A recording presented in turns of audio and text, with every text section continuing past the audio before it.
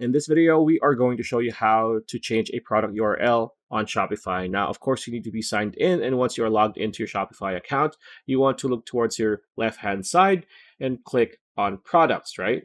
So once you're in your products, you're going to have a product list here. So click the products that you want to change their URL. So we only have one, so click on this one, pants. And then here, this is going to be your product page where you can just add or edit any description whatsoever. Here, you want to scroll down to the very bottom, and you're going to see the search engine listing option at the very bottom, right? So here, you want to click on the edit button like so, and a new option will pop up here on the very bottom. And at the end, it says URL handle. So you can edit the URL handle here. It says pants, right? So for example, let's put pants cargo, right? Dash cargo, dash, say, khaki, right? Khaki.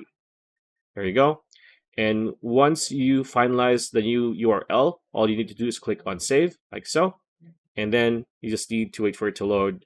And after that, you will be good to go. So that's pretty much it. That's a video. Hope you liked it. Like, comment, share, subscribe, ring that bell icon. We'll see you on the next video.